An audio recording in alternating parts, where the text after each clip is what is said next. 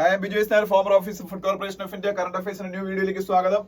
First news: India won't bend to Pak nuclear blackmail. Modi എന്നൊരു news ആണ്. ഇന്നലെ Modi India എന്ന് പറഞ്ഞ രാജ്യത്തോട് അഭിസംബോധന ചെയ്ത് സംസാരിച്ചപ്പോൾ പാകിസ്ഥാന്റെ ന്യൂക്ലിയർ ത്രെട്ടുകൾക്ക് മുന്നിൽ ഇന്ത്യ മുട്ടുമടക്കലെന്ന് പഹൽഗാം അതിൽ നടന്ന ഈ ഒരു ഭീകരാക്രമണത്തിനെതിരായിട്ട് ഇന്ത്യ നടത്തിയ കൗണ്ടർ അറ്റാക്ക് എന്ന് പറയുന്ന ഈ ഓപ്പറേഷൻ സിന്ദൂർ അവസാനിച്ചിട്ടില്ലെന്നും ഏതെങ്കിലും ഒരു സമയത്ത് സീസ് ഫയർ വയലേഷനോ വല്ലതും പാകിസ്ഥാന്റെ ഭാഗത്തുനിന്ന് ഉണ്ടാവുന്നു, അല്ലെങ്കിൽ ഇനി ഒരു ഭീകരാക്രമണം ഉണ്ടാവുന്നു, തിരിച്ചടി ഇതുപോലെ ആയിരിക്കും. കാര്യം പാകിസ്ഥാനോട് നമ്മൾ ഡീൽ ചെയ്യുന്ന ഡോക്ട്രിൻ ചേഞ്ച് ആണ് ഇവിടെ ഇതുവഴി നടന്നതെന്നാണ്. നമ്മളുടെ നയപരമായിട്ടുള്ള വ്യതിയാനമാണ്. കാര്യം ഇനി എപ്പോഴും അങ്ങനെ ആയിരിക്കും. ഇനി ഒരു ഭീകരാക്രമണം ഇന്ത്യയിൽ ഉണ്ടായാൽ ഇതുപോലെ ഒരു അറ്റാക്ക് ആയിരിക്കും നമ്മൾ പാകിസ്ഥാൻ ചെയ്യാൻ പോകുന്നത്. അത് വേൾഡിന് നമ്മൾ കാണിച്ചു കൊടുത്ത് പാകിസ്ഥാൻ അത് മനസ്സിലായി. എന്ന് ഇനി ഭീകരാക്രമണം ഉണ്ടാവില്ലെന്നല്ല, ഉണ്ടാകാനുള്ള സാധ്യത വളരെ കൂടുതലാണ്. വീണ്ടും നമ്മൾ വളരെയധികം ശ്രദ്ധിച്ചില്ലെങ്കിൽ അപ്പൊ ഇത്തരത്തിലുള്ള അറ്റാക്സ് വീണ്ടും വീണ്ടും നടന്നുകൊണ്ടിരിക്കും. ഈ ഇസ്രായേൽ ഹമാസ്, അല്ലെങ്കിൽ ഇസ്രായേൽ ഹിസ്ബുള്ള, ഇസ്രായേൽ ഹൂദീസ് എന്നൊക്കെ പറയുന്ന പോലെ ആയിരിക്കും ഇനി ഇന്ത്യ പാകിസ്ഥാൻ തങ്ങളിൽ നടക്കാൻ പോകുന്നത് എനിക്ക് തോന്നുന്നു. കാര്യം ഭീകരാക്രമണം ഒരിക്കലും പൂർണ്ണമായിട്ട് തടയാനൊന്നും പറ്റത്തില്ല. അപ്പോൾ വല്ലപ്പോഴും ഇതുണ്ടാവും, തിരിച്ച് നമ്മൾ ഇതുപോലെ ചെയ്തുകൊണ്ടിരിക്കും. അതായിരിക്കും നടക്കാൻ പോകുന്നത്. എന്തായാലും ഇൻഡസ് വാട്ടർ ട്രീറ്റി പോലുള്ള സംഭവങ്ങളുടെ സസ്പെൻഷൻ, അതൊക്കെ ആയിരിക്കും പാകിസ്ഥാന് കൂടുതൽ പ്രശ്നം ഉണ്ടാക്കാൻ പോകുന്നത്. Pakistan is under heavy economic distress. And today's Mathrubhumi news paper there is an article written by Vinod Thomas. He was the vice president of World Bank, and now he's not vice president of World Bank. He was the vice president of World Bank. അദ്ദേഹം പറഞ്ഞു വെച്ചാൽ പാകിസ്ഥാന്റെ economy നമുക്ക് അറിയാവുന്നതാണ്, ഭയങ്കര ഇൻഫ്ലേഷനിലാണ്. IMF-ന്റെ സഹായത്തിലൂടെയാണ് 25 വർഷം കൊണ്ട് continue ചെയ്തുകൊണ്ടിരിക്കുന്നത്. ഇതുപോലുള്ള വാർ ലൈക്ക് സിറ്റുവേഷൻസ് കൂടെ ഉണ്ടാകുമ്പോൾ അവർക്ക് വീണ്ടും വലിയ പ്രശ്നം ഉണ്ടാവും. അവർ വിദേശ രാജ്യങ്ങൾക്ക് ഒരുപാട് കടം കൊടുത്ത് തീർക്കാനുണ്ട്. ആ ഡെറ്റ് എന്ന് അവർക്ക് സർവീസ് ചെയ്യാൻ പറ്റാത്ത അവസ്ഥ വരും. പൊതുജനങ്ങളുടെ ജീവിതം വളരെ ദുഷ്കരമാവും. അതിന്റെ കൂടെ താലിബാന്റെ സൈഡിൽ നിന്നുള്ള അറ്റാക്സ് പാകിസ്ഥാനിൽ ഉണ്ടാകുന്നുണ്ട്. ബലൂചിസ്ഥാൻ പ്രോബ്ലം, എവറിത്തിങ് എന്താ പറയുന്ന bad to worse things are going to be faced by Pakistan. പക്ഷെ അവിടുത്തെ ആൾക്കാർ ഒരിക്കലും സഫർ ചെയ്യണമെന്ന് ഞാൻ ആഗ്രഹിക്കുന്നില്ല. അവിടുത്തെ രാജ്യത്തിന്റെ political leadership and military leadership, അവരാണ് ഇതിനെല്ലാം റെസ്പോൺസിബിൾ. ആ രാജ്യത്തിന്റെ ജനങ്ങളോട് സഹതപിക്കാനേ തൽക്കാലം നമുക്ക് പറ്റുള്ളൂ. കാര്യം ഇന്ത്യ ഒരു progressive South Korea, North Korea പോലെ. South Korea is a very development oriented country and it is one of the biggest economic power houses of Asia. പക്ഷേ അതേസമയത്ത് നോർത്ത് കൊറിയയുടെ അവസ്ഥ അറിയാമല്ലോ. അതേപോലെയാണ് എനിക്ക് തോന്നുന്നു ഇന്ത്യയും പാകിസ്ഥാന്റെ കാര്യവും. ഓക്കെ, അപ്പൊ ഇതൊക്കെയാണ് ഇവിടെ ഞാനിപ്പോ, അതല്ലാതെ പ്രത്യേകിച്ച് അങ്ങനെ ഡീറ്റെയിൽ ആയിട്ടൊന്നും പറയാനില്ല. പിന്നെ India Pak agree to take steps to reduce troops on borders എന്നൊരു news.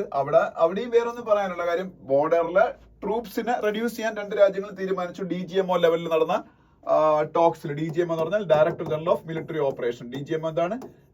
Director general of military operation. ഇന്ത്യയുടെ DGMO എന്ന് പറയുന്നത് രാജീവ് ഖായ് ആണ്. ഞാൻ ഇന്നലെ അത് എഴുതിയിട്ടതാണ് ഇവിടെ. രാജീവ് ഖായ്, ഇന്ത്യയുടെ DGMO, director general of military operation. ഇനി സൈഡിലെ ന്യൂസിലേക്ക് പോകുമ്പോൾ, സൈഡിൽ ന്യൂസ് ഇത് ഫസ്റ്റ് ന്യൂസ് വേണ്ട. എന്നിട്ട് താഴെ Pawar suggest joint meet instead of special session എന്നൊരു ന്യൂസ് കാണാം. നമ്മുടെ പാർലമെന്റിന്റെ ഒരു സ്പെഷ്യൽ സെഷൻ ഈ ഓപ്പറേഷൻ സിന്ദൂറിനെ കുറിച്ച് ഡിസ്കസ് ചെയ്യാൻ വേണ്ടി വിളിക്കണമെന്ന് ഒപ്പോസിഷൻ പാർട്ടീസ് ആവശ്യപ്പെട്ടിരുന്നു. പക്ഷെ അതിൽ NCPയുടെ ചീഫായ Sharad Pawar, NCP Nationalist Congress Party എന്നൊരു പാർട്ടി ഉണ്ടല്ലോ, അതിന്റെ ചീഫ് ശരത് പവാർ പറഞ്ഞേക്കുന്ന ജോയിന്റ് സെഷൻ ഓഫ് പാർലമെന്റ് ഒന്നും വേണ്ട, പകരം എല്ലാ പാർട്ടികളുടെയും കൂടെ ഒരു മീറ്റിംഗ് വിളിച്ചായിരുന്നു അദ്ദേഹം പറഞ്ഞേക്കുന്നു. അതിലും എനിക്ക് വേറെ ഒന്നുമില്ല പറയാൻ. പിന്നെ ഞാൻ പലപ്പോഴും ലഡ്കി ബഹൻ യോജനയെ കുറിച്ച് പറയാനുണ്ട്. ലഡ്കി ബഹൻ യോജന എന്ന് പറഞ്ഞാൽ മഹാരാഷ്ട്രയിലെ ഒരു ക്യാഷ് സപ്പോർട്ട് സ്കീമാണ്. ഓൺലി ഫോർ വിമനിന് ക്യാഷ് സപ്പോർട്ട് കൊടുക്കുന്ന ഒരു സ്കീമാണ് മഹാരാഷ്ട്രയിൽ. ഇതുപോലെ ജാർഖണ്ഡിലെ ഒരു സ്കീമാണ് മയ്യ സമ്മാൻ. എന്താണ് മയ്യ സമ്മാൻ? ജാർഖണ്ഡിലെ ഈ മയ്യ സമ്മാൻ എന്ന് പറയുന്ന സ്കീം, അതിൽ ഒരുപാട് കറപ്ഷൻസ് ഉണ്ടെന്ന് ഇപ്പം ജാർഖണ്ഡ് ഗവൺമെന്റ് തന്നെ അഡ്മിറ്റ് ചെയ്തേക്കാണ്. ജാർഖണ്ഡിലെ ചീഫ് മിനിസ്റ്റർ ആണ് ഹേമന്ത് സോറൻ. ജാർഖണ്ഡിലെ ചീഫ് മിനിസ്റ്റർ ആരാണ്? ഹേമന്ത് സോറൻ.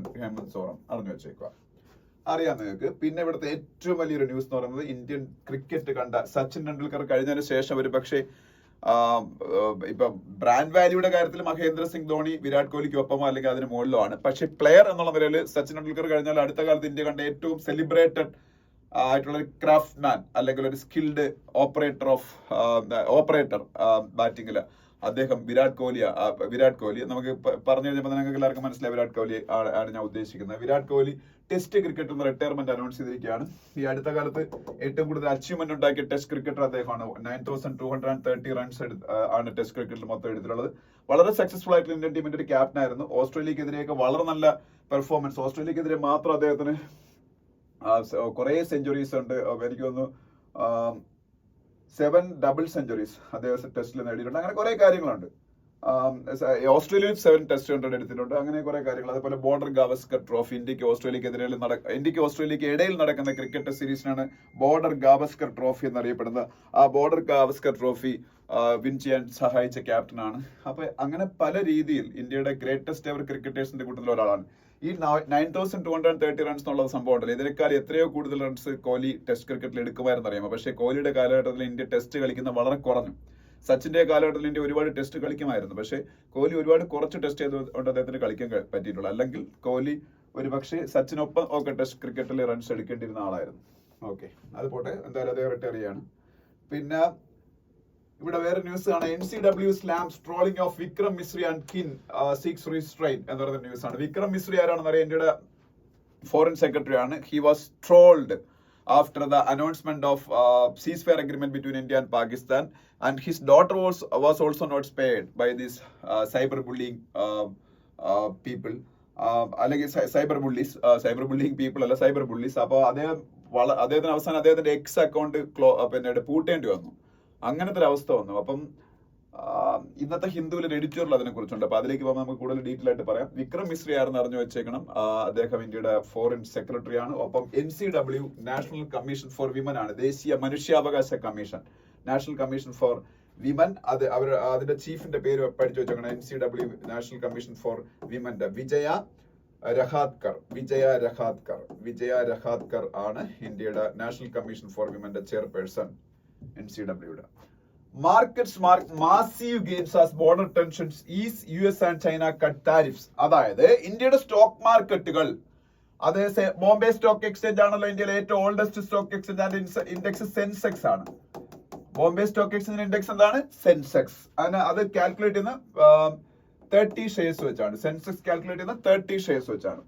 ഇനി ഇന്ത്യയിലെ ഏറ്റവും വലിയ stock exchange national Stock exchange ആണ്. അതിന്റെ ഇൻഡെക്സ് നിഫ്റ്റി ആണെന്ന് നിങ്ങൾക്ക് അറിയാം. നിഫ്റ്റി 50 എന്ന് പറഞ്ഞത് നിഫ്റ്റി കാൽക്കുലേറ്റ് ചെയ്യുന്ന 50 ഷെയർസ് വെച്ചാണ്. അപ്പൊ ഇന്ത്യയിലെ ഓൾഡസ്റ്റ് സ്റ്റോക്ക് എക്സ്ചേഞ്ച് ആയ ബോംബെ സ്റ്റോക്ക് എക്സ്ചേഞ്ചിന്റെ ഇൻഡെക്സ് സെൻസെക്സ് കാൽക്കുലേറ്റ് 30 ഷെയർസ് വെച്ച്. ഇന്ത്യയിലെ ലാർജസ്റ്റ് സ്റ്റോക്ക് എക്സ്ചേഞ്ച് ആയ നാഷണൽ സ്റ്റോക്ക് എക്സ്ചേഞ്ച് അതിന്റെ ഇൻഡെക്സ് നിഫ്റ്റി കാൽക്കുലേറ്റ് ചെയ്ത് 50 ഷെയർസ് വെച്ച്. അപ്പൊ ഈ സ്വാഭാവികമായിട്ട് ഒരു യുദ്ധ സമാനമായ അന്തരീക്ഷം ഉണ്ടായിരുന്നു. അതിനൊരു പരിണാമം, അതിനൊരു താൽക്കാലികമായിട്ടെങ്കിലും ഒരു സീസ് ഫയർ അഗ്രിമെന്റ് വരുമ്പോൾ മാർക്കറ്റ് വിൽ ബി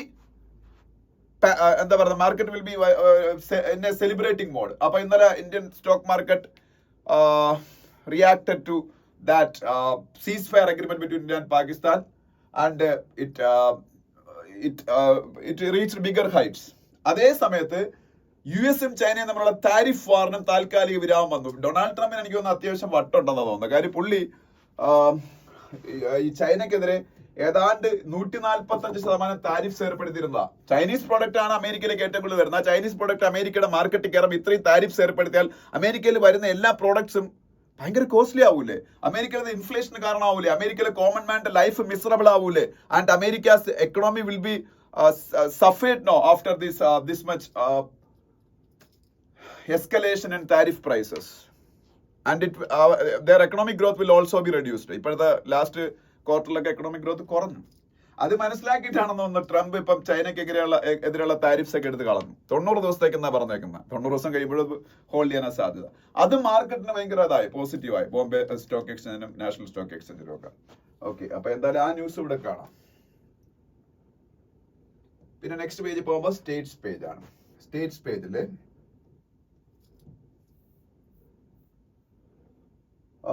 മയ്യ സമ്മാൻ യോജന ഞാൻ പറഞ്ഞു. ക്യാഷ് സപ്പോർട്ട് സ്കീം ഇൻ ജാർഖണ്ഡിന്റെ ചീഫ് മിനിസ്റ്ററിന്റെ പേര് ഞാൻ പറഞ്ഞു, ഹേമന്ത് സോറൻ ഒക്കെ പറഞ്ഞു.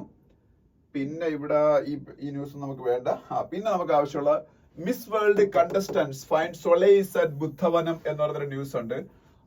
ആക്ച്വലി ഇന്നലെ ബുദ്ധ പൂർണിമ കണ്ടായിരുന്നു. അപ്പൊ അതുകൊണ്ട് ഇന്നലെ തെലങ്കാനയിലുള്ള ഒരു ബുദ്ധിസ്റ്റ് പ്ലേസിൽ ഈ മിസ് വേൾഡ് കണ്ടസ്റ്റന്റ്സ് പോയതിനെ കുറിച്ചൊക്കെയാണ്. Miss World contest is going on in Telangana. Main venue is Hyderabad. Telangana's chief minister is Revanth Reddy. Telangana is being administered by Congress party. Revanth Reddy is the leader of Congress party in Telangana, so he is the chief minister of Telangana. So Miss World competition is going on in Telangana, mainly in Hyderabad. പിന്നെ ഇത്രയേ ഉള്ളൂ ഈ പേജിൽ. അതിനടുത്ത പേജിൽ പോകുമ്പോൾ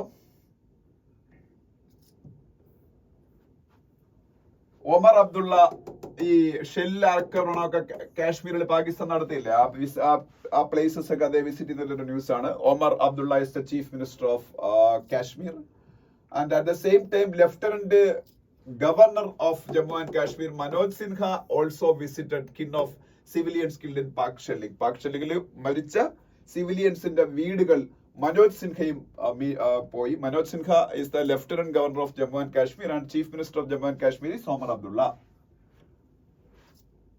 പിന്നെ ഈ ന്യൂസാണ് ഞാൻ നേരത്തെ പറഞ്ഞത്, ശരത് പവാറിന്റെ ഒരു ന്യൂസ് പറഞ്ഞല്ലോ.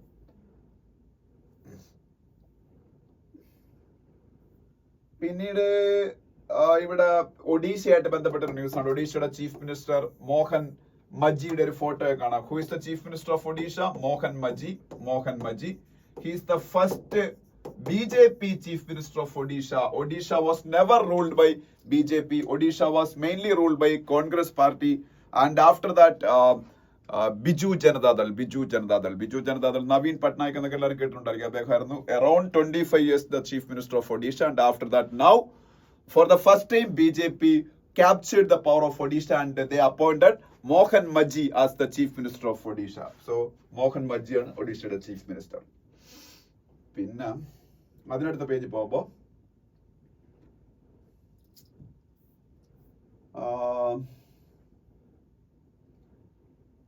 ഇവിടെ ഒന്നും നമുക്ക് അത്യാവശ്യമുള്ള ന്യൂസ് ഒന്നും ഇല്ല. ഇതെല്ലാം സ്റ്റേറ്റ് ലെവലിൽ നമുക്ക് ഇവിടെ ഒരു ബി സ്മൈൽ എന്ന് പറഞ്ഞൊരു പ്രോഗ്രാമിന് ആക്ച്വലി ഇത് നമുക്ക് വലിയ ആവശ്യമുള്ള ബി സ്മൈൽ എന്താണെന്ന് ഞാൻ പറഞ്ഞുതരാം. ബി സ്മൈൽ എന്ന് പറയുന്നത് നമ്മളെ ബാധിക്കുന്ന അല്ല, അത് കർണാടകത്തിന്റെയാണ്. B smile Bengaluru smart infrastructure limited എന്നുള്ള ഷോർട്ട് ഫോം ആണ്. ബംഗളൂരു സ്മാർട്ട് ഇൻഫ്രാസ്ട്രക്ചർ ലിമിറ്റഡ് എന്നുള്ള ഷോർട്ട് ഫോം ആണ്. ഇത് ബംഗളൂരുവിന്റെ അല്ലെങ്കിൽ ബാംഗ്ലൂരിന്റെ ഇൻഫ്രാസ്ട്രക്ചർ ഡെവലപ്മെന്റ് വേണ്ടിയിട്ട് കർണാടക ഗവൺമെന്റ് ഉണ്ടാക്കിയിരിക്കുന്ന ഒരു കമ്പനിയാണ്. ഇവിടെ ട്രിഡ എന്നൊക്കെ പറഞ്ഞുണ്ടാക്കിയിട്ടില്ലേ തിരുവനന്തപുരത്ത്, ട്രിവാൻഡ്രം ഡെവലപ്മെന്റ് അതോറിറ്റി എന്ന് പറഞ്ഞത്. അതുപോലെ കർണാടകത്തിലെ ബാംഗ്ലൂര് ഡെവലപ്പ് ചെയ്യാൻ വേണ്ടി ബി സ്മൈൽ എന്ന് പറഞ്ഞ സംഭവം കർണാടക ഗവൺമെന്റ് ഉണ്ടാക്കിയത്. നമുക്ക് വലിയ ആവശ്യമുള്ളതെന്നല്ല, ഞാൻ ജസ്റ്റ് പറഞ്ഞതേ ഉള്ളൂ. ഓക്കെ, അപ്പം അത്രയാണ് അവിടെ. ഇനി അടുത്ത പേജ് എഡിറ്റോറിയൽ പേജിലേക്ക് പോകുമ്പോൾ നമ്മൾ എഡിറ്റോറിയൽസ് നോക്കാം. ഫസ്റ്റ് എഡിറ്റോറിയൽ എന്ന് പറയുന്നത് എ ബിലേറ്റഡ് അഡ്മിഷൻ എന്ന് പറയുന്ന എഡിറ്റോറിയലാണ്. എ ബിലേറ്റഡ് അഡ്മിഷൻ ഇത് എന്തിനെ കുറിച്ചാണെന്ന് ചോദിച്ചാൽ, കോവിഡ് സമയത്ത് ഇന്ത്യയിലെ ഗവൺമെന്റുകൾ എസ്പെഷ്യലി സ്റ്റേറ്റ് ഗവൺമെന്റുകളും ഓവറോൾ സെൻട്രൽ ഗവൺമെന്റും കോവിഡ് ഡെത്തുകളുടെ അണ്ടർ റിപ്പോർട്ടിംഗ് നടത്തുന്ന അലിഗേഷൻ അന്നേ ഉണ്ടായിരുന്നു. Under reporting of Covid deaths, അതായത് കോവിഡ് സമയത്ത് നടന്ന എല്ലാ മരണങ്ങളും കോവിഡ് മരണങ്ങളായിട്ട് കാണിച്ചില്ല സെൻട്രൽ ഗവൺമെന്റും സ്റ്റേറ്റ് ഗവൺമെന്റുകളും. അതായത് ഒരു റോസി പിക്ചർ ഔട്ട്സൈഡ് വേൾഡിന് കൊടുക്കുന്നതിന് വേണ്ടിയിട്ട് എന്നൊരു അലിഗേഷൻ ഉണ്ടായിരുന്നു. അതിനുശേഷം എനിക്ക് തോന്നുന്നു വേൾഡ് ഹെൽത്ത് ഓർഗനൈസേഷൻ ആണെന്ന് തോന്നുന്നു ഇന്ത്യയിലൊക്കെ നടന്ന മരണങ്ങളുടെ ഒരു യഥാർത്ഥ റിപ്പോർട്ട് ഇന്ത്യ ഗവൺമെന്റ് ഒന്നും പുറത്തു വിട്ടില്ല. അപ്പൊ അവര് ഒരു മാത്തമെറ്റിക്കൽ മോഡലിംഗ് വെച്ച് ഒരു ഇതൊക്കെ നടത്തി. അപ്പം അതിൽ 45 ലക്ഷം മരണങ്ങളാണ് കോവിഡിൽ ഇന്ത്യയിൽ നടന്നൊരു ആരോപണം വന്ന് ഇന്ത്യ ഗവൺമെന്റ് വളരെ ശക്തമായിട്ട് അതിനെ എതിർത്തു. പക്ഷെ ഇപ്പൊ ഗവൺമെന്റ് ഓഫ് ഇന്ത്യ കറക്റ്റ് കണക്കുകൾ പുറത്തുവിട്ടേക്കാണ്. ഗവൺമെന്റ് ഓഫ് ഇന്ത്യയിലെ പുറത്തുവിട്ടേക്കുന്നത് ഗവൺമെന്റ് ഓഫ് ഇന്ത്യ എന്ന് പറയാം. ഗവൺമെന്റ് ഓഫ് ഇന്ത്യക്ക് വേണ്ടിയിട്ടാണല്ലോ RGI ഗവൺമെന്റ് ഓഫ് ഇന്ത്യയുടെ അണ്ടറിലുള്ള സംഭവമാണ്. RGI means registrar general of India. ആരാണ്? Registrar general of India. അവര് റിപ്പോർട്ട് ചെയ്തേക്കുന്ന അനുസരിച്ച് 2021 കാലഘട്ടത്തില് 21.5 ലക്ഷം എക്സസ് ഡെത്തുകൾ ഇന്ത്യയിൽ ഉണ്ടായിരുന്ന 21.5 ലക്ഷം എക്സസ് ഡെത്തുകൾ.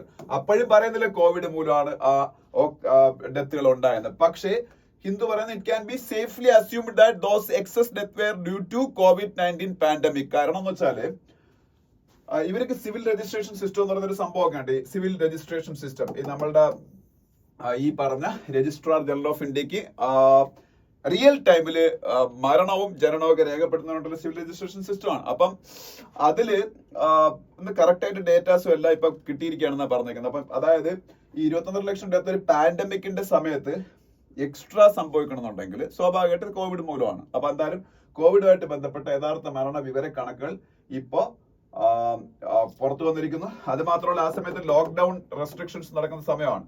അപ്പൊ അതുകൊണ്ട് തന്നെ റോഡ് ആക്സിഡന്റ്സ് പോലും ആ സമയത്ത് ഇല്ലായിരുന്നു. കാര്യം റോഡിൽ വണ്ടി ഇല്ലല്ലോ, എന്നാലും റോഡ് ആക്സിഡന്റ്സ് വരുള്ളൂ. അപ്പം അതുകൊണ്ട് തന്നെ ഈ മരണം കംപ്ലീറ്റ്ലി കോവിഡിന്റെ മൂലമാണോ 21 ലക്ഷം. അപ്പൊ വേൾഡ് ഹെൽത്ത് ഓർഗനൈസേഷൻ പറഞ്ഞാൽ 45 ലക്ഷം മരണങ്ങളൊന്നും കോവിഡ് സമയത്ത് സംഭവിച്ചിട്ടില്ലെങ്കിലും ഏതാണ്ട് 21 ലക്ഷം എക്സ്ട്രാ മരണങ്ങൾ സംഭവിച്ചു. അതിൽ തന്നെ ഗുജറാത്തിലും മധ്യപ്രദേശിലും ഉത്തർപ്രദേശിലും തെലങ്കാനയിലും ഒക്കെ വളരെ ഭയങ്കര അണ്ടർ റിപ്പോർട്ടിംഗ് നടന്നു കോവിഡ് ഡെത്തുകളുടെ. അപ്പം അതെല്ലാം ഇപ്പോ പുറത്തു വന്നിരിക്കുക. അപ്പൊ എന്തായാലും ഈ അങ്ങനെ ചെയ്യാൻ പാടില്ല. കാരണം യഥാർത്ഥ വിവരങ്ങൾ നമ്മൾ മറച്ചു വെക്കാൻ പാടില്ല. പിന്നെ ഇത് കറക്റ്റ് ആയിട്ടുള്ള ഡെത്ത് ഇത് അത് സമയത്ത് കോവിഡ് മരണം സംഭവിച്ച ആൾക്കാർക്ക് 50,000 രൂപ കൊടുക്കുന്നുണ്ട്. അതൊക്കെ ഈ യഥാർത്ഥ ഈ കോമോർബിഡിറ്റീസ് ഒക്കെ മൂലമുണ്ടായ മരണങ്ങളുണ്ടല്ലോ, അത് സത്യത്തില് കോവിഡ് വന്നപ്പോ ഈ കോമോർബിഡിറ്റീസ് കൂടി മരിച്ച ആൾക്കാരുണ്ട്. പക്ഷേ സർക്കാർ അതെല്ലാം കോമോർബിഡിറ്റി കൊണ്ടുള്ള മരണമായിട്ടേ കാണിച്ചുള്ളൂ, അതൊന്നും കോവിഡ് മരണമായിട്ട് കാണിച്ചില്ല. അപ്പൊ അന്ന് ആ 50,000 ഈ കോവിഡിൽ ഡെത്ത് സംഭവിച്ച ആൾക്കാർക്ക് കൊടുത്തിരുന്നു അവരുടെ കുടുംബങ്ങൾക്ക്. അതൊന്നും ഈ പറഞ്ഞ ആൾക്കാർക്ക് അതുകൊണ്ട് കിട്ടിയില്ല. എന്തായാലും ഈ ഡെത്തും ബർത്തും കറക്റ്റായിട്ട് രജിസ്റ്റർ ചെയ്ത് പോവേണ്ടതാണ്. അതിൽ ഇത്തരത്തിലുള്ള കൃത്രിമങ്ങളോ കള്ളത്തരങ്ങളോ കാണിച്ചിട്ട് കുറെ കാലങ്ങൾക്ക് ശേഷം അത് പുറത്തു വരുന്ന ഒരു ഭൂഷണമായിട്ടുള്ള കാര്യമല്ല എന്നൊക്കെയാണ് ഈ എഡിറ്റോറിയൽ. സിമ്പിൾ എഡിറ്റോറിയൽ, എല്ലാവർക്കും മനസ്സിലാവുന്ന എഡിറ്റോറിയലാണ്. ഓക്കെ, കണ്ടന്റ് ഇത്രയേ ഉള്ളൂ. കോവിഡ് സമയത്ത് മരണങ്ങൾ യഥാർത്ഥ കണക്കുകൾ ആ സമയത്ത് മറച്ചു വെച്ചു, ഇപ്പൊ യഥാർത്ഥ കണക്കുകൾ പുറത്തു വരുന്നു. ഇനി രണ്ടാമത്തെ എഡിറ്റോറിയൽ സിമ്പിൾ തന്നെയാണ്, വളരെ വലിയ കാര്യങ്ങളൊന്നും അതില്ല. ടോക്സിക് ട്രോളിംഗ് എന്ന് പറഞ്ഞൊരു സംഭവമാണ്.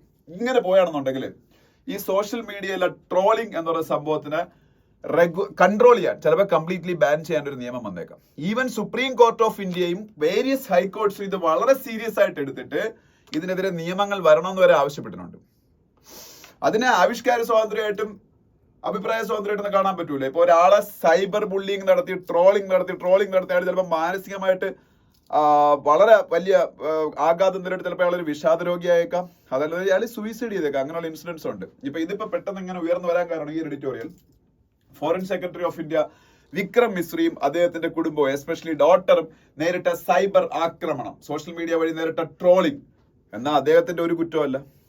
ഇത് ഈ ceasefire agreement between India and Pakistan was taken by the political leadership of India. Only political leadership in India can take such decisions, these policy decisions. These people, these bureaucrats are just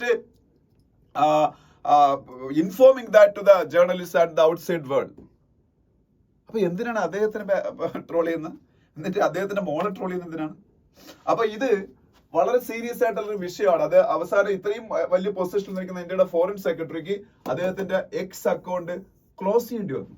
അതാണ് സംഭവം എന്ന് പറയുന്നത്. അപ്പൊ എന്നിട്ട് ministry of information and broadcasting പോലും ഈ പറഞ്ഞ വിക്രം മിശ്രി നേരിട്ട സൈബർ ആക്രമണത്തിൽ മൗനം പാലിക്കുകയാണെന്നൊരു ഒരു കുറ്റപ്പെടുത്തൽ ഹിന്ദു ഇതിൽ പറയുന്നുണ്ട്. ഇന്ത്യ രാജ്യത്ത് സംഭവിക്കുന്ന ഒരു കാര്യം എന്ന് വെച്ചാൽ സോഷ്യൽ മീഡിയയിൽ ഒരു വിസ്ഫോടനം നടക്കുകയാണ്, ഒരു എക്സ്പ്ലോഷൻ. അത്രത്തോളം സോഷ്യൽ മീഡിയ യൂസേഴ്സ് ഇന്ത്യയിൽ ഉണ്ടായിക്കൊണ്ടിരിക്കുക. പക്ഷേ എങ്ങനെയാണ് സോഷ്യൽ മീഡിയയിൽ ബിഹേവ് ചെയ്യേണ്ടതിനെ കുറിച്ചുള്ള ലിറ്ററസി പോലും ഇന്ത്യയിൽ, അല്ലെങ്കിൽ ഇന്റർനെറ്റ് ലിറ്ററസി ഒന്നും ഇല്ലാത്ത ആൾക്കാരാണ് ഈ സോഷ്യൽ മീഡിയ യൂസ് ചെയ്യുന്നത്. അവർ ഹേറ്റ് സ്പീച്ചിലും അബ്യൂസീവ് കമന്റ്സിലും ഡെലിബറേറ്റ് ഡിസ്റ്റോർഷൻ ഓഫ് ഫാക്ട്സിലും ഒക്കെ എൻഗേജ് ചെയ്തിരിക്കുക. ഞാൻ ഒരു എക്സാമ്പിൾ പറയാം. ഇന്നലെ അല്ല കഴിഞ്ഞ 4-5 ദിവസമായിട്ട് ഇൻസ്റ്റാഗ്രാമിൽ ഞാൻ ഇടുന്ന, എനിക്ക് ഇൻസ്റ്റാഗ്രാമിൽ ബിജു നായർ ഫാക്ട് ചെക്സ് എന്ന് പറയുന്ന ഒരു പേജ് ഉണ്ട്. ഒരുപാട് ആൾക്കാർ കുറെ വീഡിയോസ് യുദ്ധമായിട്ട് ബന്ധപ്പെട്ടൊക്കെ ഉണ്ട്. ഏതാണ്ട് 1,50,000 30,000 ഒക്കെ വ്യൂ ഉള്ള ഓരോരോ വീഡിയോസ് ഞാൻ ഇട്ടു. അത്രയും വ്യൂസ് കിട്ടി. പലതിലും ഇടുന്ന കമന്റ്സ് ഒരു നിരുപദ്രവകരമായിട്ടുള്ള വീഡിയോസ് ആണെങ്കിൽ പോലെ തന്നെ താഴെ എന്നെ തെറി പിടിച്ചോണ്ടുള്ള കമന്റ്സ് വരെ ഉണ്ട്. പക്ഷെ ഞാനതിനെ കണ്ടിട്ട് എനിക്ക് ആദ്യമൊക്കെ വിഷമം തോന്നില്ല, ഇപ്പൊ വിഷമം തോന്നില്ല. പക്ഷെ അങ്ങനെയൊക്കെ ആക്രമിക്കാനോ അല്ലെങ്കിൽ മോശമായിട്ടുള്ള ഈ അബ്യൂസീവ് വേർഡ്സ് ഉപയോഗിക്കാനൊക്കെ ഉള്ള ഫ്രീഡം നിങ്ങൾക്ക് ആരാണ് തരുന്നത്? ഞാൻ ഉദ്ദേശിച്ച ഈ വീഡിയോ കാണുന്നവരല്ല, നമുക്ക് ആരാ തരുന്നത്? ആരും തരുന്നില്ല. ആർക്കും എതിരെ അത്തരത്തിലുള്ള ആക്രമണങ്ങൾ നടത്താൻ ആർക്കും അവകാശമില്ല. വളരെ ആന്റി നാഷണൽ ആയിട്ടുള്ള എന്തെങ്കിലും കാരണം അല്ലെങ്കിൽ എന്തെങ്കിലും കാര്യം അല്ലെങ്കിൽ സോഷ്യൽ മീഡിയ വഴി ഞാനിടുന്ന അല്ലെങ്കിൽ ആരെങ്കിലും ഇടുന്ന ഒരു വീഡിയോ സമൂഹത്തിൽ ഡിവിഷൻ ഉണ്ടാക്കുന്നു, സ്പർദ്ധ ഉണ്ടാക്കുന്നു, കമ്മ്യൂണൽ വയലൻസ് ഉണ്ടാക്കുന്നു, അപ്പൊ നമ്മളുടെ ഇവിടുത്തെ അതോറിറ്റീസിന് ഇടപെടാം. അപ്പോഴും ആർക്കും സൈബർ ബുള്ളിങ് നടത്താനോ അബ്യൂസീവ് കമന്റ്സ് ഉപയോഗിക്കാനോ എന്നുള്ള യാതൊരു അവകാശവും ഇല്ല. അപ്പൊ എന്തായാലും ഡെത്ത് ത്രെഡ്സ് വരെ ഇത് സോഷ്യൽ മീഡിയ വഴി ഉണ്ടാകുന്നുണ്ടെന്ന്. അപ്പോ ഇത് ഭാവിയിൽ ഇത്തരത്തിലുള്ള ഓൺലൈൻ ട്രോൾസിന്റെ ഒറിജിൻ കേന്ദ്രങ്ങൾ കണ്ടുപിടിക്കാനുള്ള സംവിധാനങ്ങൾ സോഷ്യൽ മീഡിയ പ്ലാറ്റ്ഫോമിൽ വരാൻ പോയാണെന്നാണ് പറയുന്നത്. അങ്ങനെയാണെന്നുണ്ടെങ്കിൽ നല്ല പണി കിട്ടാൻ സാധ്യതയുണ്ട്. പിന്നെ ഇന്ത്യയിലെ digital personal data protection rules 2025 ഈ വർഷം നിലവിൽ വരും. അതിന്റെ കൂട്ടത്തിൽ ഒരു സ്ട്രിഞ്ചന്റ് ആന്റി ട്രോൾ ലോ ഉണ്ടാവണം എന്നാണ് ഇതിൽ പറയുന്നത്. ഇപ്പോ ഭാരതീയ ന്യായ സംഹിത എന്ന് പറയുന്ന ഇന്ത്യൻ പീനൽ കോഡിന് പകരമുള്ള നിയമത്തിൽ പോലും ലിമിറ്റഡ് പ്രൊവിഷൻസേ ഉള്ളൂ ഇതൊക്കെ അഡ്രസ് ചെയ്യാൻ. അതുപോലെ IT ആക്ടിലും ഒക്കെ സൈബർ ബുള്ളിങ് ഒക്കെ അഡ്രസ് ചെയ്യാൻ. അപ്പൊ ഇമ്മീഡിയറ്റ് ആയിട്ട് പിന്നീട് ഈ സൈബർ ട്രോളിങ്ങിനെ പിന്നീട് ബാൻ ചെയ്യാനോ അല്ലെങ്കിൽ അതിനെ കൺട്രോൾ ചെയ്യാനുള്ള നിയമങ്ങൾ ഇന്ത്യയിൽ വരേണ്ടതിന്റെ ആവശ്യകതയാണ് എഡിറ്റോറിയൽ പറയുന്നത്. വരാൻ സാധ്യത വളരെ കൂടുതലാണ്. പിന്നെ ഇന്നത്തെ ഹിന്ദുവിലെ ആർട്ടിക്കിൾസിൽ ഈ ഒരു ആർട്ടിക്കിൾ എന്ന് പറഞ്ഞാൽ നമ്മൾ ഇന്ത്യയിലെ എഡ്യൂക്കേഷൻ സിസ്റ്റത്തിനെ കുറിച്ച്, ഇത് എളുപ്പമാണ്. The education landscape it's discerning shift എന്ന് പറഞ്ഞ ഡിസ്കൺസേർട്ടിംഗ് ഷിഫ്റ്റ് എന്ന് പറയുന്ന ആർട്ടിക്കിളാണ്. ഇത്രയേ ഉള്ളൂ, വേറെ ഒന്നുമില്ല. അതിന്റെ ഒരു കണ്ടന്റ് എന്ന് പറയുന്നത് നമ്മളുടെ എഡ്യൂക്കേഷൻ ഇൻസ്റ്റിറ്റ്യൂഷൻസ് എല്ലാം വളരെ സ്വതന്ത്രമായിട്ട് പ്രവർത്തിക്കേണ്ടതാണ്. ഈവൻ റെഗുലേഷൻസ് പോലും ഒരു പരിധിക്ക് അപ്പുറത്തേക്ക് പാടില്ല എന്നാണ്. നമ്മൾ ഇതിൽ പറഞ്ഞിരിക്കുന്ന ഒരു കുറ്റപ്പെടുത്തൽ, UGC was just A facilitator when it was designed as A regulatory institution for higher education institutions. അപ്പം അതൊരു ഫെസിലിറ്റേറ്റർ ആയിരുന്നു. പക്ഷെ ഇപ്പൊ UGC മിക്കവാറും ഒരു ഇൻസ്റ്റിറ്റ്യൂഷൻ ഈവൻ വൈസ് ചാൻസലർ ആര് എന്ന് വരെ തീരുമാനിക്കുന്നതിലേക്കുള്ള കാര്യങ്ങൾ, ആ ഒരു രീതിയിലേക്ക് അവരുടെ അക്കാഡമിക് കാര്യങ്ങളിലേക്ക്, സിലബസിലേക്ക്, സ്റ്റാഫ് അപ്പോയിന്റ്മെന്റ്സിലേക്ക്, ഈവൻ വൈസ് ചാൻസലർ അപ്പോയിന്റ്മെന്റ്സിലേക്ക് പോലും UGC കൈകടത്തുന്ന ഒരു സാഹചര്യം വന്നു. അപ്പൊ സ്വാഭാവികമായിട്ടും ഒരു ഫ്രീ തിങ്കിങ് അല്ലെങ്കിൽ ഓപ്പൺ ഡിസ്കഷൻ ഇതൊന്നും യൂണിവേഴ്സിറ്റീസിന്റെ അകത്ത് നടക്കാത്തൊരു സാഹചര്യം വരികയാണ്. യൂണിവേഴ്സിറ്റീസിന്റെ അകത്ത് മാത്രമല്ല, ഹയർ എഡ്യൂക്കേഷൻ ഇൻസ്റ്റിറ്റ്യൂഷൻസിന്റെ അകത്ത്. ഇത് ഇന്ത്യയിൽ മാത്രമുള്ള കാര്യമല്ല, ഇത് ഇന്ത്യയുടെ കോണ്ടെക്സ്റ്റാണ് പറയുന്നതെങ്കിൽ ഈവൻ അമേരിക്കയിൽ ഇത് വലിയ പ്രശ്നമുണ്ട് ഡൊണാൾഡ് ട്രംപ് വന്നതിന് ശേഷം. പിന്നെ ഒരു കാര്യം എന്ന് വെച്ചാൽ, കോർപ്പറേറ്റുകൾ എഡ്യൂക്കേഷൻ സെക്ടറിലേക്ക് വന്നതിന് ശേഷം അവർ മാക്സിമം പ്രൊമോഷൻ കൊടുക്കുന്ന പെട്ടെന്ന് അവർക്ക് പൈസ ഉണ്ടാക്കാൻ പറ്റുന്ന കോഴ്സുകൾക്ക്. അത് സ്വാഭാവികമായിട്ട് എഞ്ചിനീയറിംഗ്, ടെക്നോളജി, ബിസിനസ് മാനേജ്മെന്റ് ഇതുപോലുള്ള സംഭവങ്ങളായിരിക്കും. അതേപോലെ പക്ഷെ എന്നാൽ ഫ്രീ തോട്ടും ഫ്രീ സ്പീച്ചും ഒക്കെ എൻഷുർ ചെയ്യേണ്ട ആർട്സ് വിഷയങ്ങളിൽ അവരാരും പ്രാധാന്യം കൊടുക്കുന്നില്ല. അപ്പൊ ആർട്സ് വിഷയങ്ങളോട് സഫർ ചെയ്യപ്പെടുന്നു. പിന്നെ അക്കാഡമിക് ബാക്ക്ഗ്രൗണ്ടിൽ നിന്നുള്ള ആൾക്കാർ തന്നെ വൈസ് ചാൻസലറായിട്ട് വരണം എന്ന നിർബന്ധമില്ല എന്നൊരു പ്രശ്നം വന്നപ്പോൾ ഇപ്പൊ ഒരുപാട് പ്രൈവറ്റ് ഇൻസ്റ്റിറ്റ്യൂഷൻസിന്റെയും ഈവൻ ഗവൺമെന്റ് ഫണ്ടിങ് കിട്ടുന്ന ഇൻസ്റ്റിറ്റ്യൂഷൻസിന്റെയും പോലെ തലപ്പത്ത് വൈസ് ചാൻസലേഴ്സ് ആയിട്ടൊക്കെ വരുന്നത് കോർപ്പറേറ്റ് ബാക്ക്ഗ്രൗണ്ട് ഉള്ളവരാ. അപ്പൊ അവരും ഒരു പ്രോഫിറ്റ് മോട്ടീവായിട്ടായിരിക്കും പ്രവർത്തിക്കുന്നത്. അവര് ഒരു എന്താ പറയുന്നത്, അവരുടെ കോർപ്പറേറ്റ് കൾച്ചർ ആയിരിക്കും നമ്മളുടെ യൂണിവേഴ്സിറ്റീസിന്റെ അകത്ത് കൊണ്ടുവരുന്നത്. അതും ഈ പറഞ്ഞ ഈ ഒരു ഫ്രീ തിങ്കിങ്ങിനെയും ഫ്രീ ഡെവലപ്മെന്റ് ഓഫ് തോട്ട്സിനെയൊക്കെ ബാധിക്കുന്നു. ഇങ്ങനെ കുറെ കാര്യങ്ങളാണ് ഈ പറഞ്ഞേക്കുന്നത്. അപ്പൊ അതൊന്ന് വായിച്ചു നോക്കുക. അപ്പൊ അത് നിങ്ങൾക്ക് എല്ലാവർക്കും മനസ്സിലാവുന്ന ഒരു സംഭവമാണ്. പിന്നെ ഈ രണ്ടാമത്തെ article actually civil service prepare ചെയ്യുന്നവർക്ക് വളരെയധികം വേണ്ടതാണ്. പക്ഷെ ഞാനിത് എനിക്ക് ഡീറ്റെയിൽ ആയിട്ട് വായിക്കാനുള്ള ടൈം കിട്ടില്ല. കാര്യം എനിക്ക് ഒന്ന് രണ്ട് അഡ്വർടൈസ്മെന്റ്സ് ഒക്കെ ഉണ്ടാക്കണമായിരുന്നു. അതുകൊണ്ട് അപ്പൊ ഇതൊന്ന് വായിച്ചു നോക്കി. ഇത് വേസ്റ്റ് മാനേജ്മെന്റിനെ കുറിച്ചാണ്. ഈ വേസ്റ്റ് അറിയാലോ, ഈ വേസ്റ്റ് എന്ന് പറയുന്നത് എന്താണ്? നമ്മുടെ ഇന്ത്യ തന്നെ നിങ്ങളൊന്ന് ആലോചിച്ച് നോക്കിയേ, എത്രത്തോളം വേസ്റ്റ് പ്രൊഡ്യൂസ് ചെയ്യുന്നത്. നമ്മുടെ വീട്ടിൽ തന്നെ എത്ര മൊബൈൽ ഫോൺ ഉപയോഗിക്കാത്ത കാണും. പണ്ട് തൊട്ടേ നമ്മൾ വർഷങ്ങളായിട്ട് മൊബൈൽ ഫോൺ യൂസ് ചെയ്യുന്നുണ്ട്, നമ്മളെ പേരൻസും നമ്മളൊക്കെ. അപ്പം നമ്മളൊരു ഫോൺ ഔട്ട്ഡേറ്റഡ് ആവുന്നു, അതെടുത്ത് കളയുന്നു, പുതിയ ഫോൺ വാങ്ങുന്നു. ഐഫോൺ ഒക്കെ വാങ്ങുന്നവരാണെങ്കിൽ പൈസ ഉള്ളൊരു 1-2 വർഷം കൂടെ മോഡൽസ് മാറ്റിക്കൊണ്ടേയിരിക്കും. പിന്നെ അത് ഉപയോഗിക്കാതെ കുറെ കാലം കഴിയുമ്പോൾ കളയും. ഇതാണ് വേസ്റ്റ്. അതുപോലെ TV-കൾ, ഇങ്ങനെയൊക്കെയുള്ള ഇലക്ട്രോണിക്, അത് ഐപാഡ് പോലുള്ള സംഭവങ്ങൾ, ഇതൊക്കെ ഒരു കാലം കഴിയുമ്പോൾ നമ്മൾ കളയുകയാണ്. അത് വേസ്റ്റ് ആണ്. ഈ വേസ്റ്റ് ഭാവിയിൽ വലിയ പ്രോബ്ലംസ് ക്രിയേറ്റ് ചെയ്യും. അപ്പൊ വേസ്റ്റിന്റെ റീസൈക്ലിംഗ് നടത്തണം. ആ റീസൈക്ലിംഗ് നടത്തുന്നതിന് ഒരു ലുക്രേറ്റീവ് ആയിട്ടുള്ള ഇൻഡസ്ട്രി ഉണ്ടാവണം. ഇപ്പോൾ എന്ന് വെച്ചാൽ ഇൻഫോർമൽ സെക്ടറിലാണ് ഇതിന്റെ ഈ വേസ്റ്റുകളുടെ റീസൈക്ലിംഗ് ഒക്കെ നടക്കുന്നത്. അത് വളരെ ഹസാഡസ് ആയിട്ടുള്ള കണ്ടീഷൻസിലേക്കാണ്. അത് പലപ്പോഴും സ്ത്രീകളും കുട്ടികളും ഒക്കെയാണ് ഇതിന്റെ റീസൈക്ലിംഗിൽ എൻഗേജ് ചെയ്തിരിക്കുന്നത്. എവിടെ? ഇൻഫോർമൽ ഇൻഡസ്ട്രിയിൽ. പക്ഷെ ഇതിലൊരു ഫോർമൽ ഇൻഡസ്ട്രി ഉണ്ടാവുക, അതുപോലെ റീസൈക്ലിങ്ങിന് ഒരു ഇൻസെന്റീവ് ഗവൺമെന്റിന്റെ ഭാഗത്തുനിന്നോ അല്ലെങ്കിൽ ഇത് ഉണ്ടാക്കുന്ന കമ്പനികൾ. ഇപ്പൊ apple is one of the biggest electronic gadget manufacturers in the world. അപ്പൊ അവർക്കും ഒരു റെസ്പോൺസിബിലിറ്റി ഉണ്ടാവണം അതിന്റെ ഒറിജിനൽ എക്യുപ്മെന്റ് മാനുഫാക്ചറിന്. അപ്പൊ ഇവരെല്ലാവരുടെയും ഒരു ശ്രമത്തിന്റെ ഫലമായിട്ട് പല ഡെവലപ്ഡ് നേഷൻസിലും നല്ലൊരു റീസൈക്ലിംഗ് ഇൻഡസ്ട്രി ഉണ്ട്. ഈ വേസ്റ്റിന്റെ റീസൈക്കിൾ തന്നെ ചെയ്യപ്പെടാൻ പറ്റണം. നമ്മൾ സസ്റ്റൈനബിൾ ആയിട്ടുള്ള രീതിയിൽ ഇതിന്റെ ഈ പ്രോഡക്ട്സിൽ ഉണ്ടാക്കുക, എൻവയോൺമെന്റ് ഫ്രണ്ട്ലി ആയിട്ടുള്ള രീതിയിൽ ഉണ്ടാക്കുക. അതിനുശേഷം അവസാനം അങ്ങനെ ഉണ്ടാകുന്ന വേസ്റ്റ് റീസൈക്കിൾ ചെയ്ത് വീണ്ടും ഉപയോഗിക്കാൻ പറ്റും. അപ്പം ആ റീസൈക്ലിംഗ് നടക്കുമ്പോൾ നമുക്ക് ഈ വേസ്റ്റുകളുടെ പുനരുപയോഗം സാധ്യമാവും. അപ്പൊ അതിന് ഈ കമ്പനികൾക്ക് ഉൾപ്പെടെ അതിന് റെസ്പോൺസിബിലിറ്റി ഉണ്ട്. കമ്പനികളും അതാത് രാജ്യത്തെ ഗവൺമെന്റുകളോടും ചേർന്ന് അതിനുള്ളൊരു സംവിധാനം ഉണ്ടാക്കിക്കൊണ്ട് വേസ്റ്റ് എന്നുള്ള സംഭവത്തിന്റെ പ്രോബ്ലം പരിഹരിക്കാൻ ശ്രമിച്ചില്ലെങ്കിൽ അതിന്റെ എൻവയോൺമെന്റൽ കോസ്റ്റ് ഭയങ്കര വലുതായിരിക്കും. അപ്പൊ അതാണ് ഇതിന്റെ അകത്ത്. ഞാൻ ജസ്റ്റ് ഒന്ന് ഓടിച്ച് വായിച്ചു വെക്കാം. പക്ഷെ ഇതിനപ്പുറത്തേക്ക് ഒരുപാട് കാര്യങ്ങൾ അതിൽ പറയാനുണ്ട്. അപ്പൊ അത് സാധാരണ ഈ കോമ്പറ്റേറ്റീവ് എക്സാംസ് പ്രിപ്പയർ ചെയ്യുന്നവർ ഇത് വായിച്ചാലും കുഴപ്പമില്ല. പക്ഷെ സിവിൽ പ്രിപ്പയർ ചെയ്യുന്നവർ നന്നായിട്ട് ഉറപ്പായിട്ട് വായിക്കണം അതിന്റെ കാര്യങ്ങൾ കൂടുതലായിട്ട്. പിന്നെ അതിന്റെ അടുത്ത പേജിൽ ഇവിടെ ഒരു ആർട്ടിക്കിൾ ഉണ്ട്, when water standards don't hold water എന്നൊക്കെ പറഞ്ഞൊരു ആർട്ടിക്കിൾ. അത് സംഭവം എന്ന് വെച്ചാൽ ഇന്ത്യയിൽ ഈ പെർ ക്യാപിറ്റ വാട്ടർ ഡിമാൻഡിന്റെ ബേസിൽ പലപ്പോഴും മുനിസിപ്പാലിറ്റീസും കോർപ്പറേഷൻസും ഈവൻ ഗ്രാമീണ മേഖലയിൽ വാട്ടർ പ്രൊവൈഡ് ചെയ്യുന്നവരും ഗവൺമെന്റ് ഏജൻസീസ് വാട്ടർ പ്രൊവൈഡ് ചെയ്യുന്ന. പക്ഷേ അത് പലപ്പോഴും അഡ്യൂക്കേറ്റ്, അതുപോലെ അതിൽ വാട്ടർ ക്വാളിറ്റി ഒന്നും ചെക്ക് ചെയ്യാറില്ല. പെർ ക്യാപിറ്റ വാട്ടർ റിക്വയർമെന്റ് മാത്രം നോക്കി കൊടുക്കുന്നു. അതും പലപ്പോഴും പെർ ക്യാപിറ്റ വാട്ടർ റിക്വയർമെന്റിനെ കുറിച്ച് ചിന്തിക്കുമ്പോൾ സെൻട്രൽ ഗവൺമെന്റിന്റെ 2 ഇൻസ്റ്റിറ്റ്യൂഷൻസ്, ഒന്ന് എനിക്ക് തോന്നുന്നു ബ്യൂറോ ഓഫ് ഇന്ത്യൻ സ്റ്റാൻഡേർഡ് ആണെന്ന് തോന്നുന്നു, അത് പറഞ്ഞിട്ടുണ്ട് അവര്. ഒന്ന് ബ്യൂറോ ഓഫ് ഇന്ത്യൻ സ്റ്റാൻഡേർഡ്സ്, രണ്ടാമത് സെൻട്രൽ പബ്ലിക് ഹെൽത്ത് ആൻഡ് എൻവയോൺമെന്റൽ എഞ്ചിനീയറിംഗ് ഓർഗനൈസേഷൻ. സെൻട്രൽ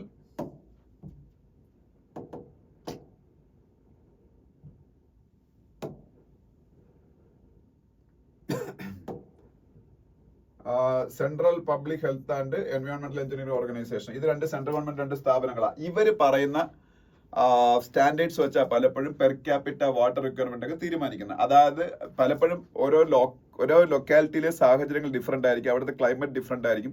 അതിന്റെയൊക്കെ ബേസിൽ ഈ വാട്ടർ റിക്വയർമെന്റ് മാറും. ഇപ്പൊ ഒരു വളരെ തണുപ്പുള്ള പ്രദേശത്ത് താമസിക്കുന്ന ആൾക്കാർ, പിന്നെ വളരെ ചൂടുള്ള പ്രദേശത്ത് താമസിക്കുന്ന ആൾക്കാർ, വാട്ടർ റിക്വയർമെന്റ് സ്വാഭാവികമായിട്ട് കൂടുതൽ ആ ചൂടുള്ള പ്രദേശത്ത് താമസിക്കുന്ന ആൾക്കാർക്കായിരിക്കും. അത് പല പല കാരണങ്ങൾ, ക്ലൈമറ്റ് കണ്ടീഷൻ മാറുമ്പോഴത്തേക്ക് അത് റിക്വയർമെന്റ് മാറും. പക്ഷേ പെർ ക്യാപിറ്റ വാട്ടർ റിക്വയർമെന്റ് ഈ പറഞ്ഞ ഓർഗനൈസേഷൻസ് ഒക്കെ കാൽക്കുലേറ്റ് ചെയ്യുമ്പോൾ അതൊന്നും അവർ കൺസിഡർ ചെയ്യാറില്ല.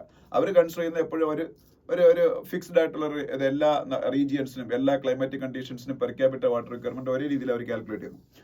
പക്ഷേ സ്റ്റേറ്റ് ലെവലിലും അതുപോലെ കോർപ്പറേഷൻ ലെവലിലൊക്കെ ഉള്ള ഇൻസ്റ്റിറ്റ്യൂഷൻസും സെൻട്രൽ ഗവൺമെന്റ് ഈ പറഞ്ഞ ഈ പെർ ക്യാപിറ്റ വാട്ടർ റിക്വയർമെന്റ് ബേസിലേക്ക് കാൽക്കുലേറ്റ് ചെയ്യുള്ളൂ. കാര്യം എന്ന് വെച്ചാൽ ഇപ്പൊ നമ്മളെ തിരുവനന്തപുരം സിറ്റി തന്നെ, ഞാൻ ഇപ്പൊ തിരുവനന്തപുരം സിറ്റിയിൽ നിന്നുണ്ടാകുന്ന സംസാരിക്കും. തിരുവനന്തപുരം സിറ്റിയിൽ തന്നെ സ്മാർട്ട് സിറ്റി എന്ന് പറഞ്ഞൊരു പ്രോഗ്രാം ഉണ്ട്. ഇത് സെൻട്രൽ ഗവൺമെന്റ് ആണ്. അപ്പൊ ഇത് അതിന്റെ അണ്ടറിൽ ഇപ്പൊ ഒരു വാട്ടർ സപ്ലൈ പ്രോജക്ട് അല്ലെങ്കിൽ വാട്ടർ സപ്ലൈ ഇൻഫ്രാസ്ട്രക്ചർ ഡെവലപ്പ് ചെയ്യുന്ന കരുതിക്കോ. അപ്പൊ സെൻട്രൽ ഗവൺമെന്റിന് ആ ഫണ്ട് കിട്ടേണ്ട. അപ്പൊ അവർ പറയുന്ന സ്റ്റാൻഡേർഡ് അനുസരിച്ച് ചെയ്യാൻ പറ്റും, അല്ലെങ്കിൽ ഫണ്ട് കിട്ടത്തില്ല.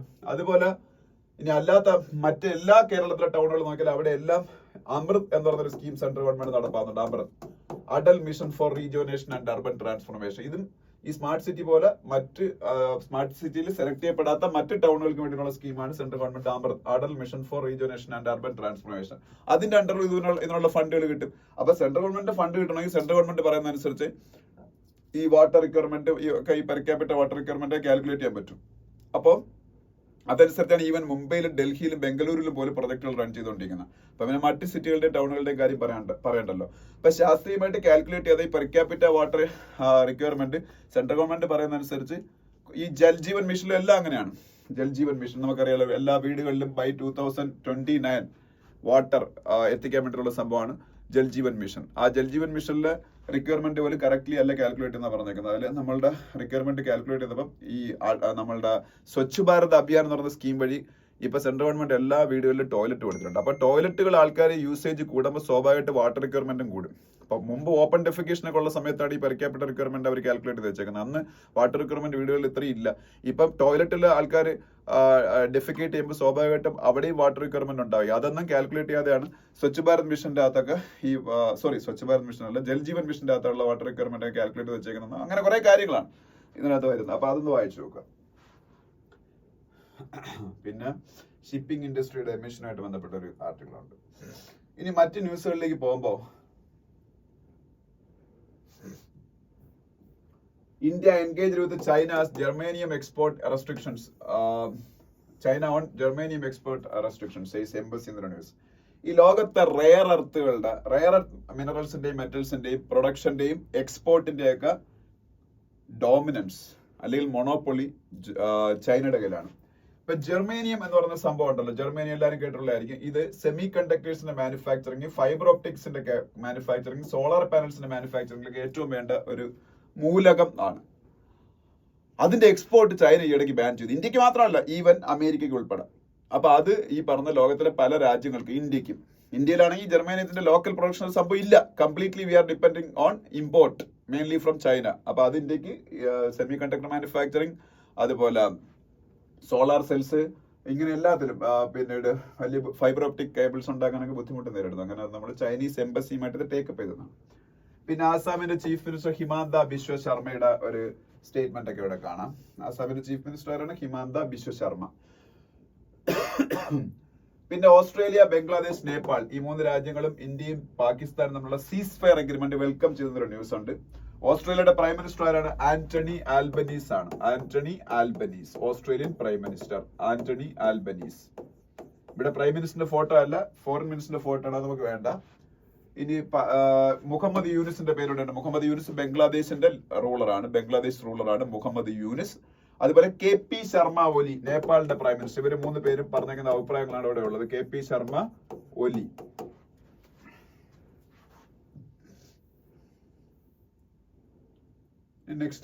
നെക്സ്റ്റ് പേജിലേക്ക് പോകുമ്പോൾ Trump claims US averted nuclear conflict എന്നൊക്കെ ഒരു ന്യൂസ് ഉണ്ട്. ട്രംപ് പറയുന്നത് ഇന്ത്യക്ക് പാകിസ്ഥാനും ഇടയിൽ ന്യൂക്ലിയർ അറ്റാക്ക് ഉണ്ടാവുമായിരുന്നു, ട്രംപിന്റെ ഇടപെടൽ മൂലമാണ് അതില്ലാതായെന്നൊക്കെയാണ്. ഓക്കെ, ഇവിടെ ഒരു ന്യൂസ് നമുക്ക് ആവശ്യമുള്ളതല്ല, ഒറ്റ ന്യൂസ്. പിന്നെ നെക്സ്റ്റ് പേജിൽ പോകുമ്പോൾ ഒരു ന്യൂസ് ഉള്ളതെന്ന് വെച്ചാല് paddy pulses acreage has increased this kharif season. Kharif season എന്ന് പറയുന്നത് എന്താണ്?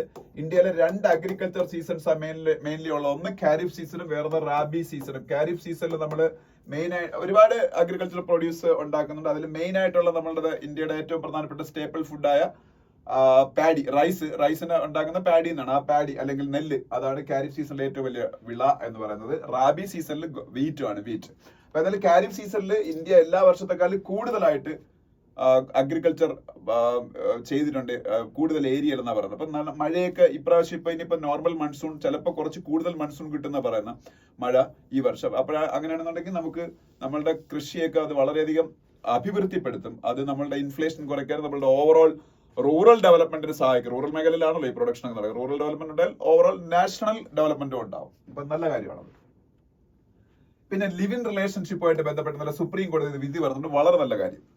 ഒരുപാട് വർഷം ഒരു സ്ത്രീ ഒരു പുരുഷനോടൊപ്പം ലിവ് ഇൻ റിലേഷൻഷിപ്പിൽ താമസിച്ചിട്ട് കോടതി പോയി പറയാ, അയാൾ കല്യാണം കഴിക്കുമെന്ന് പറഞ്ഞുകൊണ്ടാണ് ഞാൻ ലിവ് ഇൻ റിലേഷൻഷിപ്പിൽ അയാളോട് താമസിച്ചത്. അപ്പോൾ ഇപ്പൊ അയാൾ എന്നെ ചീറ്റ് ചെയ്തു. സോ അത് വിവാഹം പ്രോമിസ് ചെയ്തിട്ട് എന്നെ ചീറ്റ് ചെയ്തതിന് തുല്യമാണ്. അതുകൊണ്ട് ഭാരതീയ ന്യായ സംഹിതയിൽ ഒരു സെക്ഷൻ ഉണ്ട്. ആ സെക്ഷൻ ഞാൻ മറന്നുപോയി. ഇന്ത്യൻ പീനൽ കോഡിന് പകരം വന്ന ഭാരതീയ ന്യായ സംഹിതയിൽ ഒരു സെക്ഷൻ ഉണ്ട്. ആ സെക്ഷനിൽ പേര് ഞാൻ മറന്നു. അതിൽ വിവാഹം പ്രോമിസ് ചെയ്തിട്ട് സെക്ഷലി ഫേവേഴ്സ് അവരെന്ത് എക്സ്പ്ലോയിറ്റ് ചെയ്ത് വാങ്ങിയാൽ ആ സ്ത്രീ കേസ് കൊടുത്ത 10 വർഷം വരെ ഇംപ്രിസൺമെന്റ് കിട്ടും. പക്ഷേ ഈ കേസിൽ ആപ്ലിക്കബിൾ ആവില്ലെന്ന് പറഞ്ഞേക്കുക. കാര്യം വിവരമില്ലാത്തവരല്ലല്ലോ അത്ര സ്ത്രീകൾ, ഇല്ലിറ്ററേറ്റ് ആയിട്ടുള്ള സ്ത്രീകളൊന്നും അല്ല ഈ കേസ് കൊടുത്തേക്കുന്നത്. കാര്യം വർഷങ്ങളായിട്ട് ലിവ് ഇൻ റിലേഷൻഷിപ്പിൽ താമസിക്കുമ്പോൾ ഒരാൾ അയാളുടെ കൺസെന്റോട് കൂടിയും അയാളുടെ ബോധത്തോടു കൂടി, അയാൾ മെച്യൂർഡ് ആയിട്ടുള്ള ഒരു സ്ത്രീയാണ്. ഇപ്പൊ പോക്സോ കേസ് ആണെങ്കിൽ വേറെ, ഇതിപ്പോ പോക്സോ അല്ല.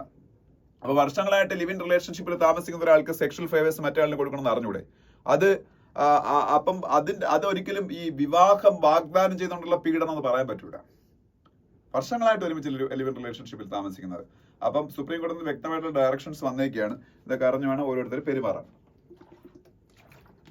അപ്പൊ അത് ഇന്നലെ വന്നൊരു വിധിയാണ്.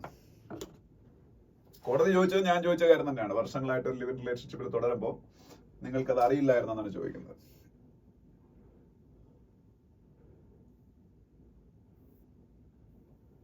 പിന്നെ റായ്പൂരിൽ നടന്ന ഒരു ആക്സിഡന്റിനെ കുറിച്ച്. റായ്പൂർ എവിടെയാണ്? ഛത്തീസ്ഗഡിന്റെ ക്യാപിറ്റലാണ് റായ്പൂർ. ഛത്തീസ്ഗഡിന്റെ ചീഫ് മിനിസ്റ്റർ ആരാണ്? Vishnu Deo Sai.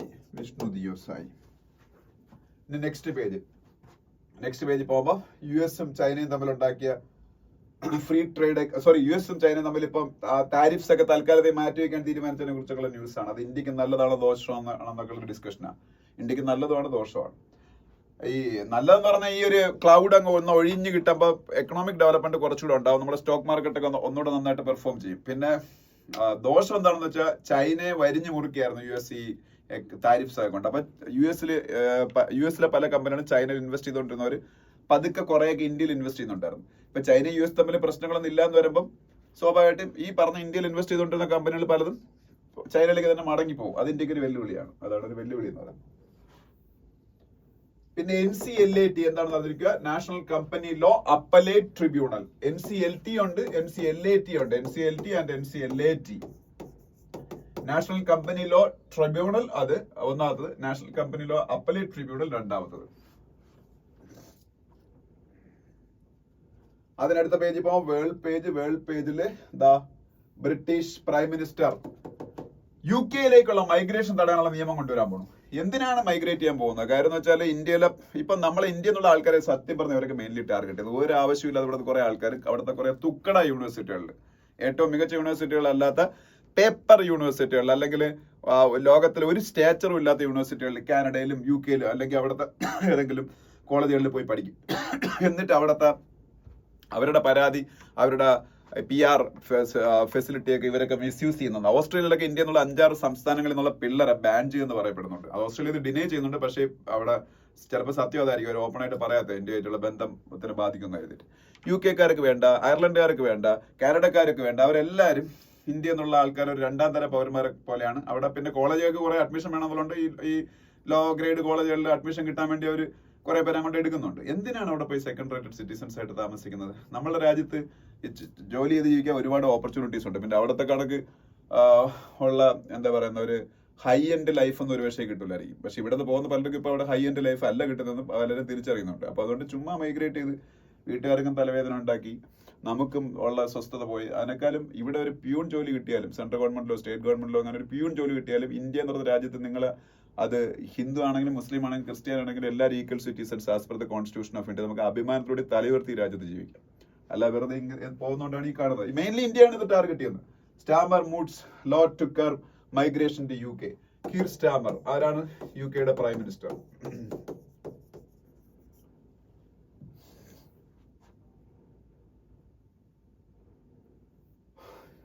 US president Donald ട്രംപിന്റെ പ്ലെയിനിന്റെ പേര് എയർഫോഴ്സ് 1 എന്നാണ്. എയർഫോഴ്സ് 1.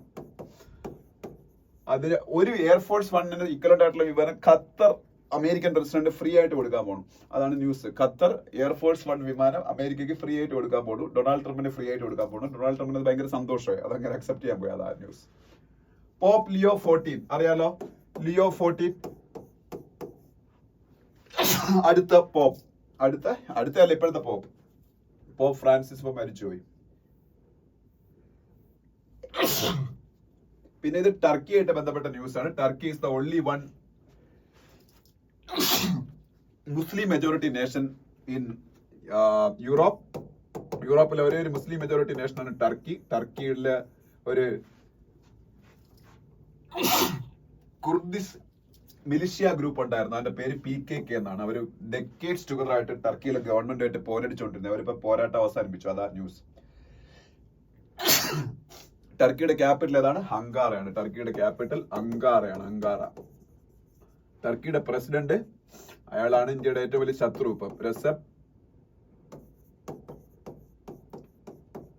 തായിപ്പ് TAYYIP ആണ്. തായിപ്പ് എർദോഗാൻ. ഇയാളാണ് ടർക്കിയുടെ പ്രസിഡന്റ്. ഇന്ത്യയുടെ ഏറ്റവും വലിയ ശത്രു. ഞാൻ അങ്ങനെ തന്നെ പറയും. കാര്യം ചൈന പോലും പരസ്യമായിട്ട് പാകിസ്ഥാനെ സഹായിച്ചില്ലായിരുന്നു.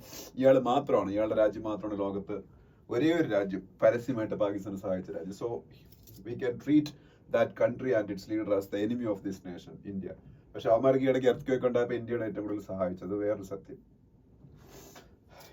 ഇറ്റാലിയൻ ഓപ്പൺ പ്രധാനപ്പെട്ട ടെന്നീസ് ടൂർണമെന്റ് നടന്നുകൊണ്ടിരിക്കുകയാണ്. അതിനെക്കുറിച്ചുള്ള ന്യൂസ്. അത് ആര് ഫൈനലി വിൻ ചെയ്യുന്ന നമുക്ക് നോക്കാം. അതുവരെ അതിനെക്കുറിച്ചൊന്ന് പറയുന്നത് ഞാൻ. Aryna Sabalenka world number 1 female tennis player എന്ന് ഞാൻ പറഞ്ഞായിരുന്നു. പുള്ളിക്കാരിയൊക്കെ അതിൽ അഡ്വാൻസ് ചെയ്യുന്നുണ്ട്. പിന്നെ വിരാട് കോഹ്ലി ടെസ്റ്റിൽ നിന്ന് റിട്ടയർ ആയതിനെ കുറിച്ചാണ് ഈ ഒരു ഫുൾ പേജ് ന്യൂസ്. അതിൽ വേറെ ഒന്നും പറയാനില്ല.